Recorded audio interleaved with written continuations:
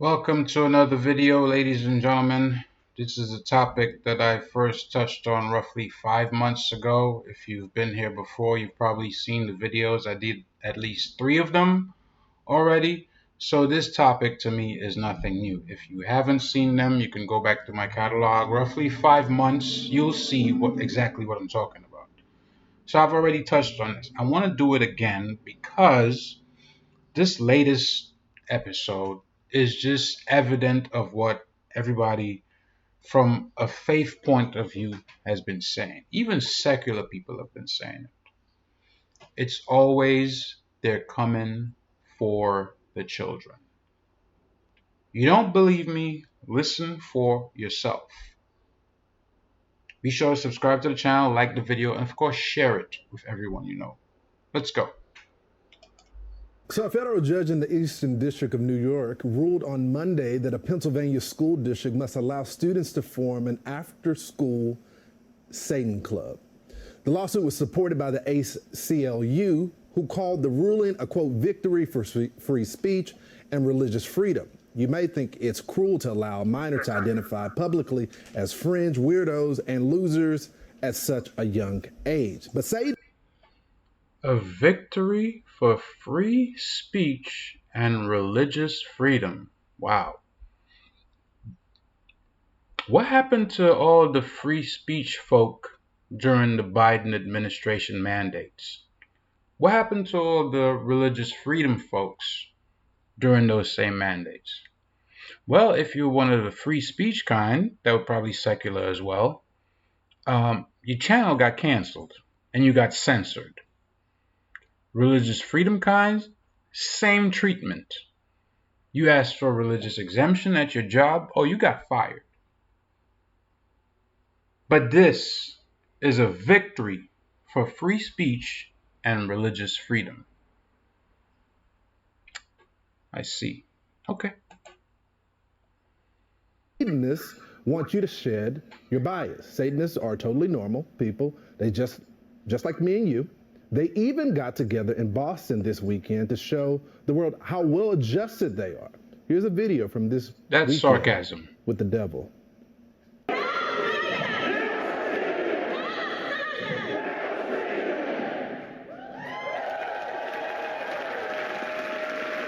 And we stand here today in defiance of their siege and destroy their symbols of oppression.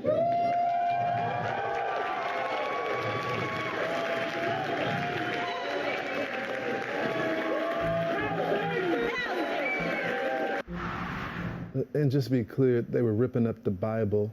Lucian Greaves is the founder of the Satanic Temple, and he you can tell the black guy's disgusted. He's like, Lucian, what is you guys' purpose with young people at schools, in their clubs? And yes, what is your purpose? What is your influence? What is your objective? Well, we're still in litigation with the after-school Satan clubs, so... just schools in general. What is your objective? I decline to speak anymore about that. Yeah, just schools in general. What do you seek to do in schools all across America? Not specifically in that That's case. A fair question. Well, I won't speak to the issues of what we do in schools if we're going to have a discussion about litigation that nobody wants to have. I have 787.5 million questions for you, but I can speak about the Satanic Temple in general. Yeah. This guy looks like a creep. And you're going to trust your children to be in a club with him at the head? Bad idea. I mean, I saw you guys ripping up the Bible. What is your objective with people in general? I mean, I would assume y'all would be doing the same thing with children with the consent of their parents? This discussion has nothing to do with the after-school Satan clubs, just to make clear. But I can talk about the overall objectives of the Satan. As I said earlier to your producers coming on the show, the after-school Satan clubs are currently in litigation. You already said that. I'm not speaking about those. I made that clear before I came on. Just tell me about what you believe. This guy's a damn weasel, man. All right, well, we believe in individual liberty and personal autonomy. We believe in real religious liberty. Wow. Personal autonomy, religious liberty. Again, where was the Satanic Temple during the mandates? How did I not hear about these people at the forefront of the debate saying, listen, no, we cannot do this.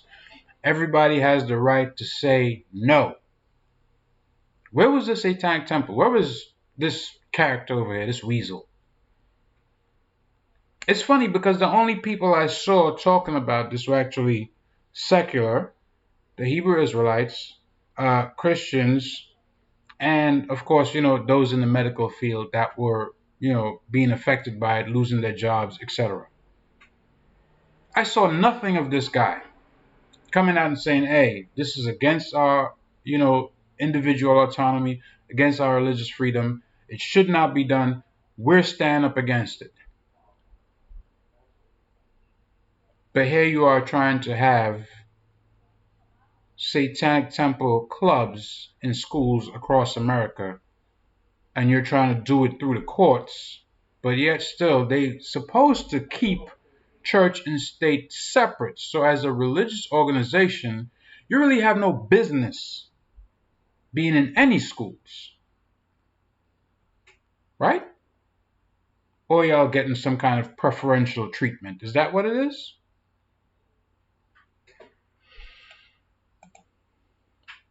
And we believe in free expression. And to that end, we do know that there was, before we started this community, we did realize that there was a pre-existing community of people whom felt rejected by traditional religious organizations or otherwise alienated by them.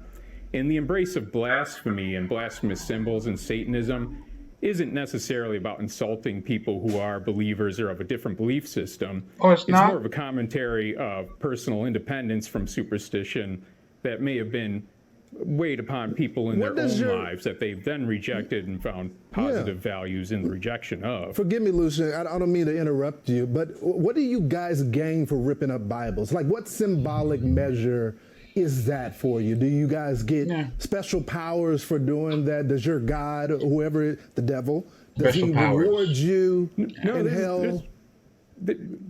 There's a very cathartic effect for some people who felt that impressed upon them at a young age were these feelings, these notions that certain things were dogmatically taboo in a superstitious way.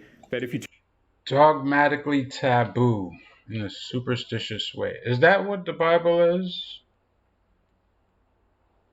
Yes, it has a lot of stuff that is taboo. Just look at Leviticus. There are a lot of things that you shouldn't do.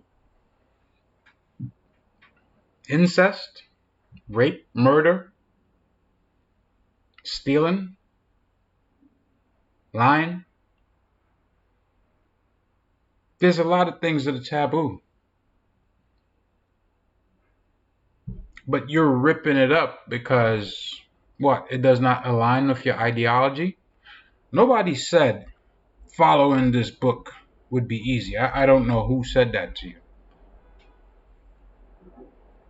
It's not easy because we are raised the way we were raised. Unfortunately, we were raised to be, a lot of us, self-centered. We all want what we want. We want it now. We follow our flesh.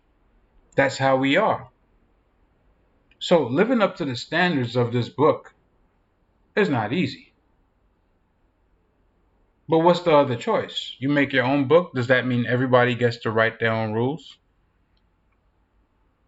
Is that because then there'll be chaos?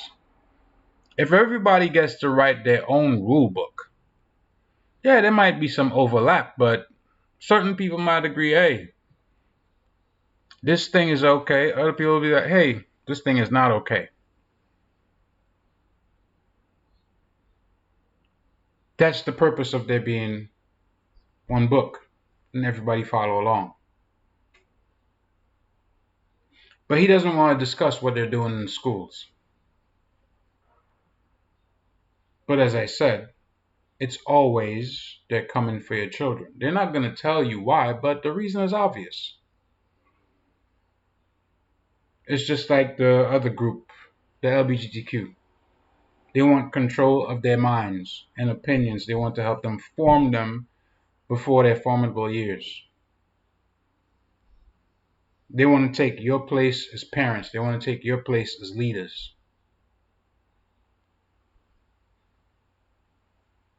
And when that happens, what do you think happens next? Just think about it. Think about it for a few minutes. Think about it for a day. Think about what happens when these people have control of your children's minds. Anyway, I'll leave that there for now. I hope you enjoyed the video. Be sure to share it. Like I said, like the video.